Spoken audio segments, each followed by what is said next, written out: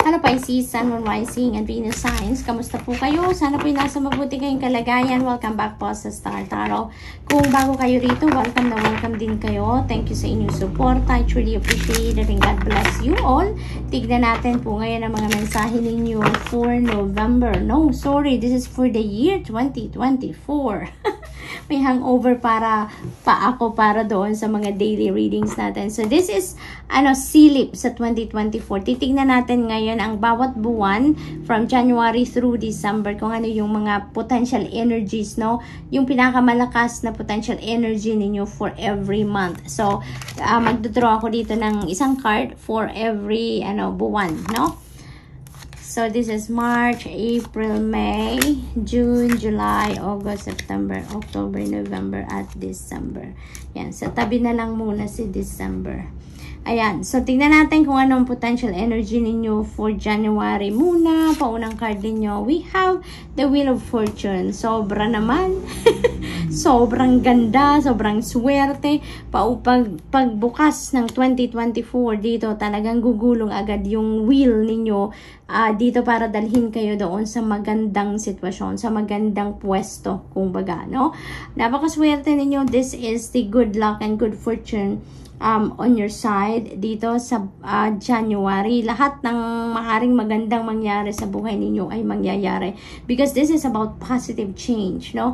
There's going to be positive changes happening dito sa inyo in 2024 January. Pagpasok ng January, boom, nandyan agad ang magagandang sorpresa, magagandang ganap sa buhay ninyo, solusyon sa mga problema, no? Lahat, swerte sa pera, sa trabaho, pamilya, anything. Lahat ng maaring magandang sitwasyon ay maaring mangyari, no? Dito sa magsisimula by January. So, napakaganda.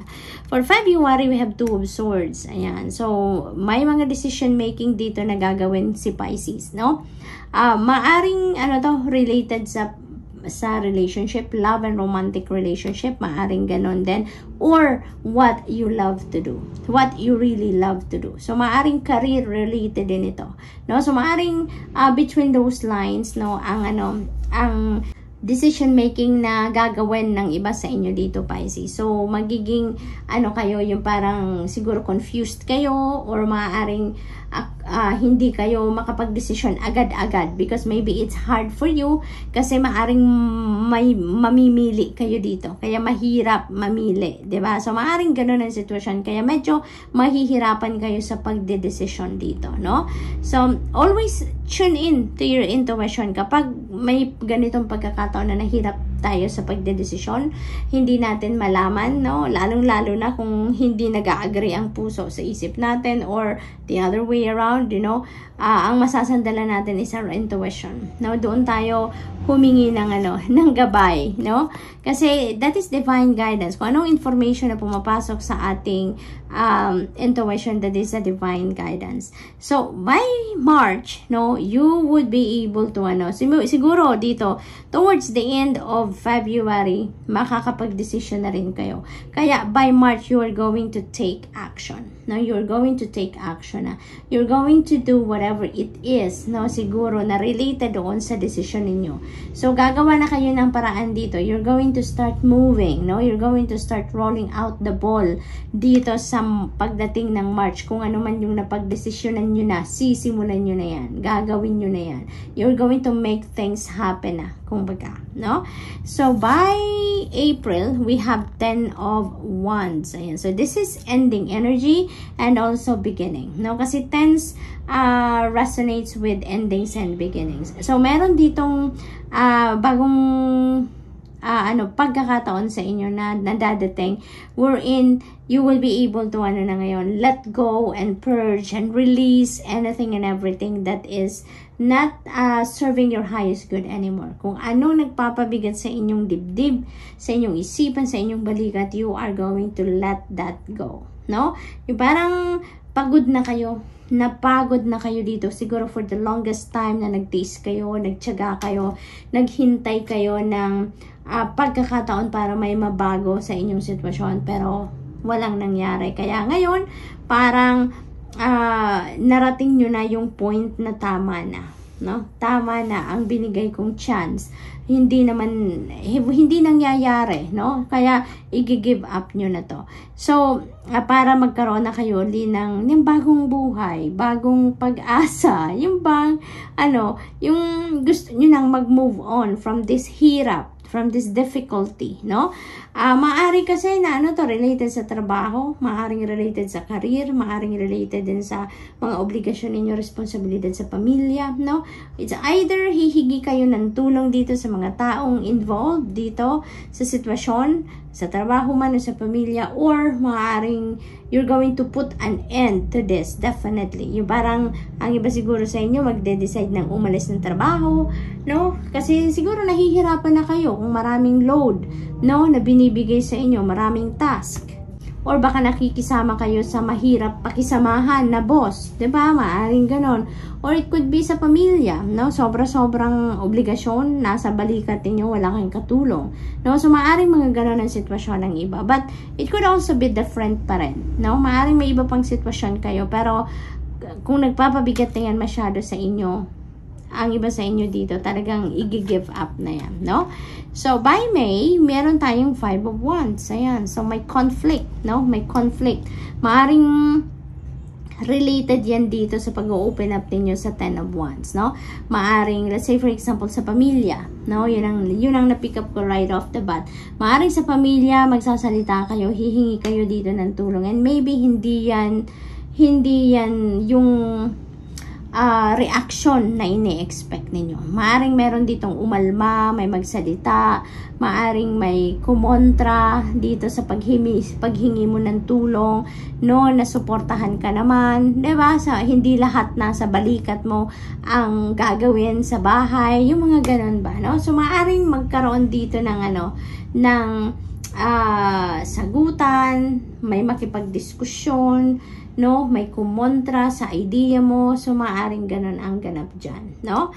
But this is 5 of Wands, so 5 resonates with change, kaya kung ano man ang mangyari dito, no, family is family, diba? Minsan, no, may mga hindi pagkakaintindihan, but malakas ang dugo, 'di ba? Kaya magkakaintindihan kayo. Wala namang problemang hindi nasusolusyonan, wala namang disagreement na hindi na pag-uusapan. Kaya kung ano man ang hindi pagkakaintindihan dito, disagreement between you and another person, lalong-lalo na kung sa pamilya yan, it feels like it's going to change for the better, no? Mag-uusap kayo dyan at magkakaayos din kayo.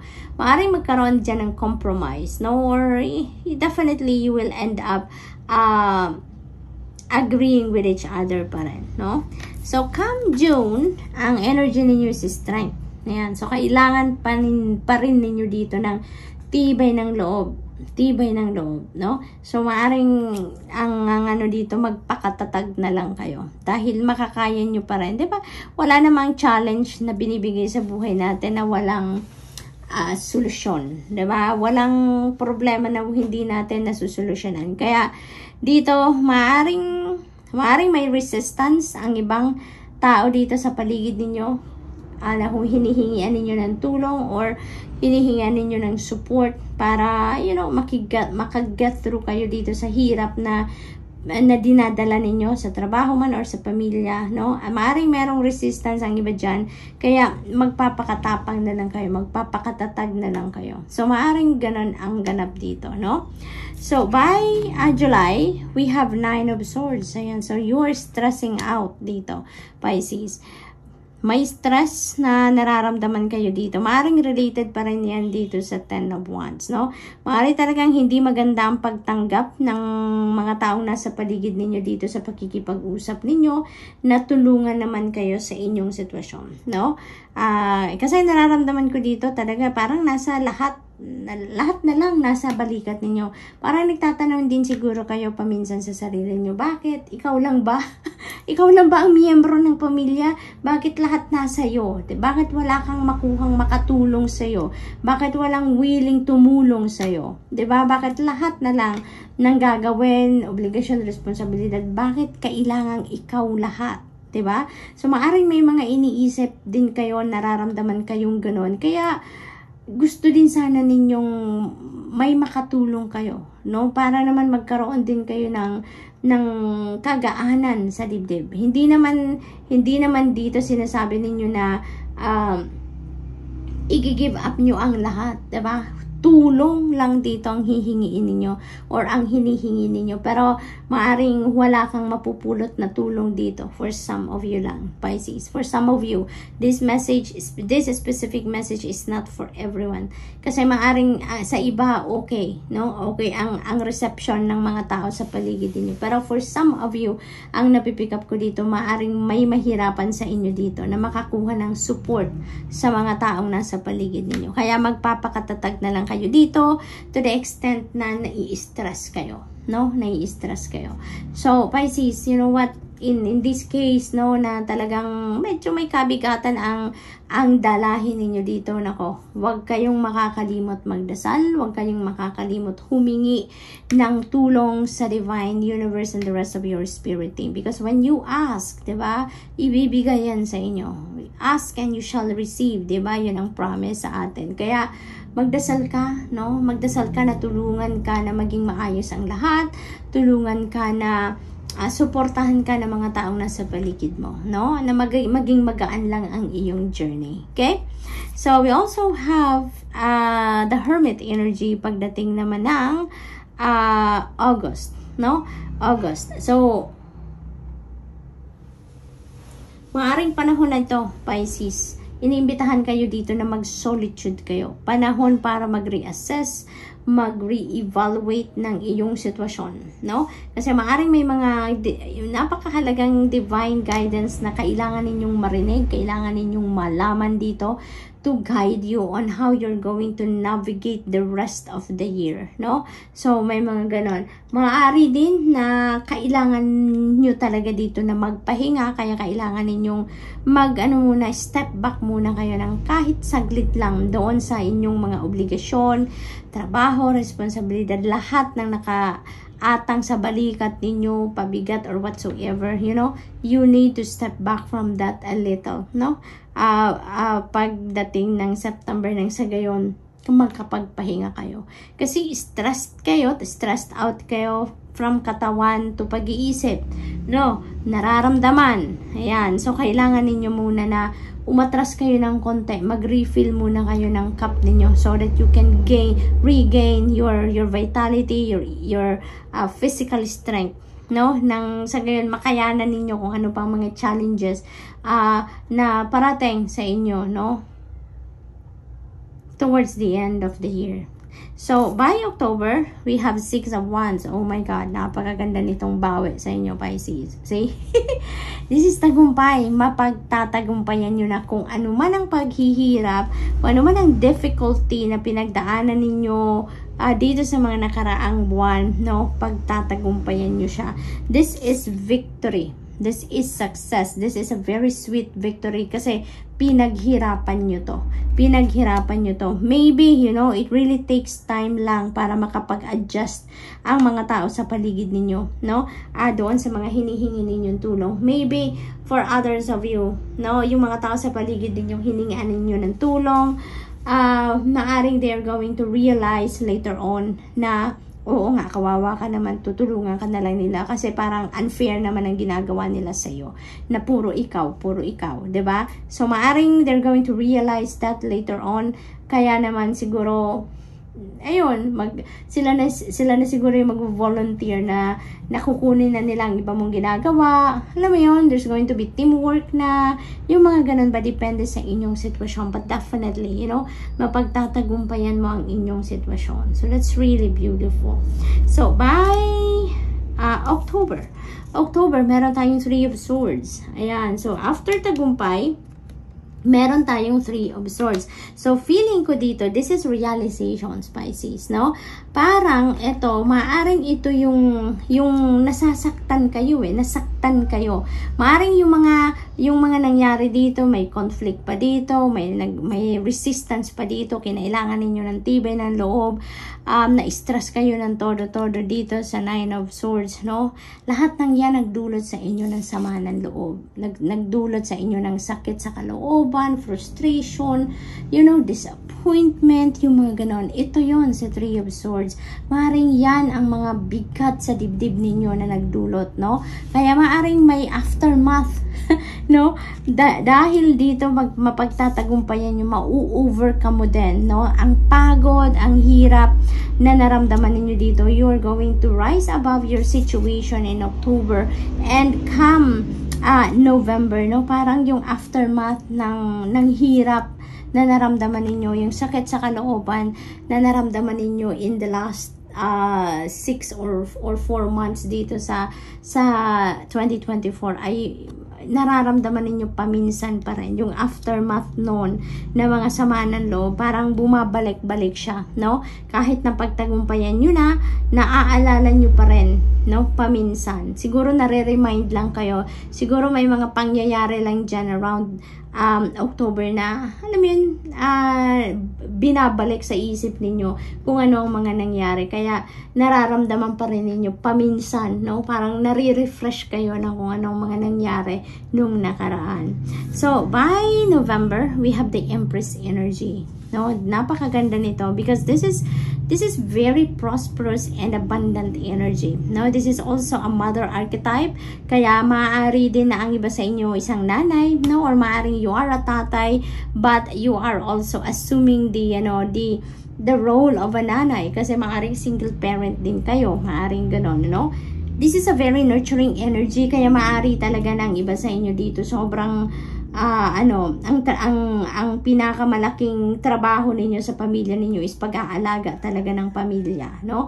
You're taking care of the family, you're taking care of the family physically, and at the same time, pagdating din sa kaperahan, parang inaalagaan nyo pa rin siya kasi you are still providing financially, no? So, maaring ganon. And you know what? This is beautiful kasi around November, maaring may mga sisimulan kayo dito, bagong endeavor related to your money, career, and finances. So, this could be bagong trabaho, bagong karera, no? Bagong negosyo. So, maaring may mga ganon kayo. And also, you know, maaring may mga financial blessings kayo na parating. May mga perang papasok dito that is going to bring forth financial success, prosperity, and abundance. So, napakaganda lang, diba? Na turn around ang inyong sitwasyon. There's new beginning. Wow, new beginning energy pagdating ng December. So, meron kayong sisimulan. This Empress energy is also new beginning energy.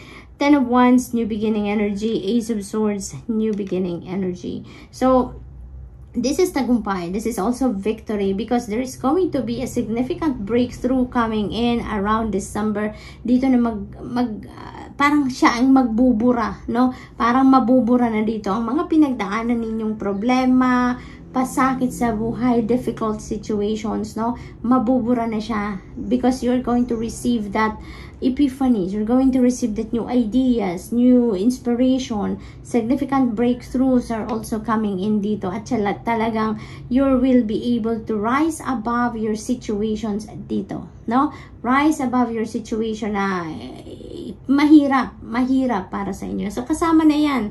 Kasama na to. See, whatever this Three of Swords energy represents for you, you know, definitely makakaalis ka sa sitwasyon na yan. At dito sa mga to, you will be able to rise above that situation as well, no?